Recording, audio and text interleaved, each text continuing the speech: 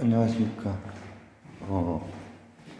이제 아리스토텔레스 덕에 대해서 얘기하는 그날에 이제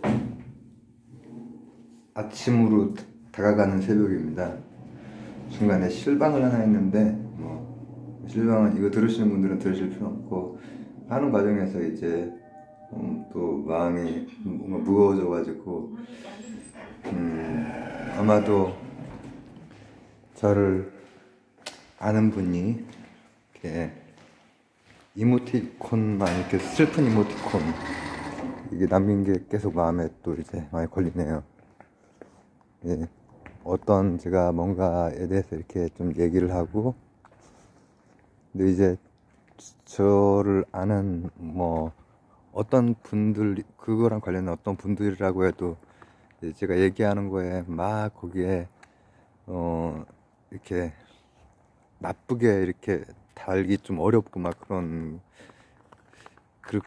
좀 그런 게 있어가지고, 제가 그런 것 때문에 아유 이걸 안 해야 되는데 근데 또 해야 되는데 막 이런 게 있어요. 근데 다시 한번 덕 아래태에 대해서 나는 이제 그거 이제 필요하다고 생각해서 이제 하긴 했는데 더 덕스럽게 할 수는 없었을까.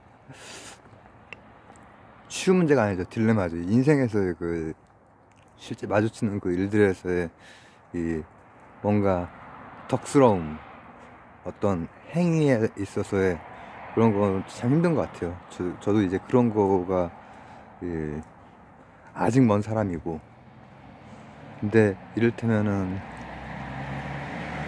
제 나름대로 이제 판단했을 때 뭐 이렇게 어떤 질서, 정의, 이런 거, 그런 것 때문에 하기는 했는데, 이런 재미없는 얘기 이제 그만합시다.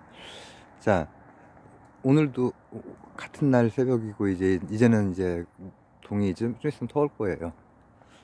어쨌든 5시 정도 이제 되는, 하늘은 아직 별로 동이 안 텄지만은, 제가 아리스토텔레스를 말하면서 덕이 너무 많아. 지성적 덕도 있고 품성적 덕도 있는데, 지성적 덕도 사실은 철학적 덕, 실천적 덕 이렇게 나뉘어요. 철학적 지혜, 실천적 지혜라고 말하자면 다 아레테를 말하는 거죠. 그거 하면서 이제 좀 했는데, 지금 이거 제목은 다산도 들어갈 것 같고, 또 맥킨타이어는 넣을까 말까. 현대 덕윤리 이런 것도 있으니까, 제가 이 앞쪽에 말했듯이. 근데 이 덕이라고 하는 게 진짜로 이 아리스토텔레스의 말처럼 그냥 머릿속으로 아는 것만 가지고는 안 되고, 굉장한 의지나 실천이나 이런 게 필요한 거죠. 그래서 실천적 지혜는 어디에 들어간다고요? 지성적 덕에 들어간다고 했죠. 이거 학생분들은 이거 잘 구별해야 돼요. 실천적 지혜, 중용 같은 거마저도 지성적 덕으로 일단 넣어요. 그래서 그걸 통해서 나온 품성적 덕이 절제가 됐건 뭐가 됐건 이런 게 되는 거죠. 근데 아리스토텔레스는 그 앞전에 비해서는 혁명이죠. 혁명. 앞쪽에서는 지주인데 주의주의로 바뀌는 거잖아요. 근데 그런 것들을 그리스 로마는 계속해서 서구에선 재해석되거든요. 그러니까 현대에도 덕윤리 같은 거의 기본은 덕이, 아리스토텔레스건 플라톤이건 다 뭐를 고민했던 사람들이죠. 실제적으로 가치론으로 나가면 도시국가, 국가를 늘 생각했던 사람들이죠. 현대 덕윤리도 마찬가지, 공동체를 생각하는 거예요. 공동체를. 그리고 덕에 대한, 아레테에 대한 것도 거의 비슷한 생각이에요. 실천을 통해서 이제 한다는, 그거는 다 비슷한데 큰 차이 하나를 한번 얘기해 보려고 해요. 아리스토텔레스도 굉장히 그 큰 차이를 만들어냈죠. 그 앞에 비해서. 그러나 그래도 아리스토텔레스에게 가장 고귀한 덕이 뭘까요? 품성적 덕이 아니에요.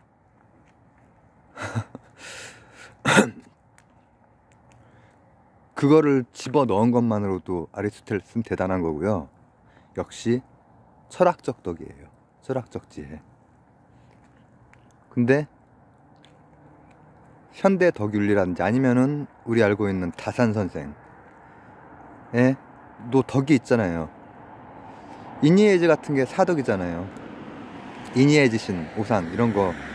근데 사단은 예전처럼 그렇게 뭐 엄청나게 의미를 두고 그러지 않잖아요. 성기호설을 주장하시고, 사단이라고 하는 거가 뭘 보장해 주는 게 아니라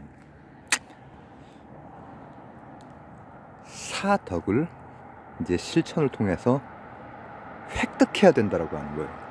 획득. 그리고 현대 덕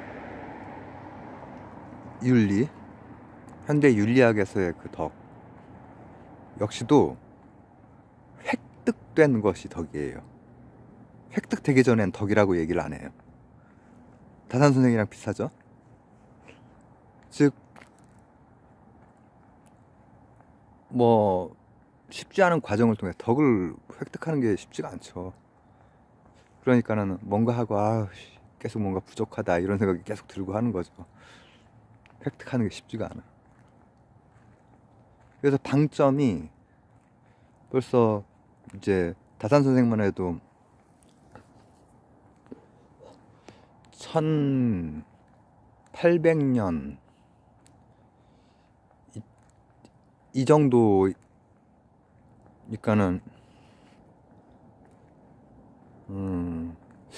해겔하고 친구 하여튼 그 정조 시기를 이제 사셨잖아요. 종조대왕 돌아가시고도. 그러니까 지금 시점에서 그렇게 멀진 않죠. 아리스토텔레스가 한 10배 이상 더 멀잖아요. 10 몇 배가 더 멀죠. 벌써 이제 획득이 되는 것, 증득된 덕이 이제 진짜 덕이라는 거죠. 근데 아리스토텔레스는 역시 최고점은 철학적인 덕이에요. 이거를 구분이 되시죠? 만약에 이제 뭐 학생분들이라면은. 그러니까 아리스토텔레스가 이제 그렇게 얘기를 했기 때문에 품성적 덕에 대해서 얘기를 했고, 의지에 대해서 얘기를 했기 때문에 품성적 덕이 최고일 것 같은데, 결론적으로 가치론적으로 실천적으로는 그게 최고죠. 그렇잖아요. 다산 선생도 그렇게 얘기를 했고, 또 맥킨타이어 선생도 그렇게 얘기를 했어요. 실천에서 실현이 되는 것이다. 이니에즈라고 하는 것은 그냥 뭐 단서로서 이렇게 실마리로서는 그게 아니고 획득이 돼서 실현이 돼야 되는 거야. 두 분이 거의 그 면에서는 공통적이에요. 근데 그럼에도 불구하고 아리스토텔레스의 그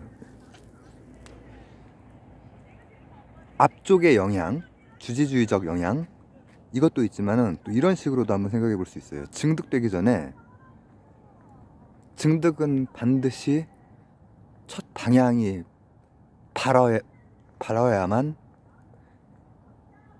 실천을 밟아서 이렇게 걸어서 그 자리까지 갈 수 있는 거죠. 방향이 엉망이면은 아무리 걸어봤자 금산산 가는 길 얘기했듯이 별 의미가 없는 거야. 그러니까는 저는 근현대적인 그 분들의 그 말씀이 현실적으로는 그게 맞아요. 실현되는 게 덕이지. 그러나 그 전에 방향 설정이 굉장히 중요한데, 아리스토텔레스는 그 선대 선생님들의 영향도 받았겠지만은 그걸 알고 있어요. 그러니까 진울 선생으로 치면은 해오와 증오, 중에서 해오가 일단은 아주 필수적이라는 거죠. 해오 없이는 이상한 걸 증득해 버릴 수도 있어, 방향이 잘못되면은. 그래서 이제 덕이라고 하는 것, 덕은 뭘 그냥 잘하는 게 아니에요. 테크네랑은 좀 달라요. 그래서 아까 말했듯이 아레테는 뭐냐면은 어떻게 보면 어떤 다움을 발휘하는 거예요. 우리는 이제 사람이니까 사람 다움을 발휘하는 거죠. 인의예제에서 그게 사람다움이잖아요. 사람다움. 이렇게 되어 있고 이렇게 두 개 있고, 그러니까 공동체 내에서의 사람다움이잖아요. 다 공동체가 전제되어 있는 거고. 그리고 절제나 용기가 왜 필요해요? 혼자 살면은 공동체 내에서 공동체에 뭐라고 하면 좋을까? 그때 당시에는 다 폴리스 중심으로 생각을 해요. 아리스토텔레스는 사실 헬레니즘 시기를 연 사람이기도 하지만은 그때부터 헬레니즘 시기라고 하거든요. 알렉산더의 선생님이니까. 그런데 다른 모든 이제 처음 논리학부터 해가지고 막 자연학들 모든 것들은 다 굉장히 그때 당시로서 그 이전과 차별점이 큰데, 국가에 대한 여러 가지 이제 정치 철학 뭐 이런 것들은 도시국가 그 수준에서 생각을 하거든요. 근데 그 이후에 세계시민주의보다 훨씬 더 그래도 내용이 풍부해요. 세계시민주의는 그 안쪽에 공백이 있거든요. 증발된 부분이. 그래서 덕이라고 하는 게, 그러니까는 헬레니즘 시기는 안심양명이 다 그 목적이잖아요. 근데 그것보다 훨씬 더 깊고, 그리고 다시 한번 강조하자면은 역시 사람다움,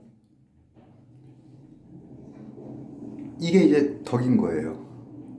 제대로 된 철학적 지혜로부터 나오는, 철학적 덕으로부터 나오는 그 출발점 방향을 굉장히 강조했다.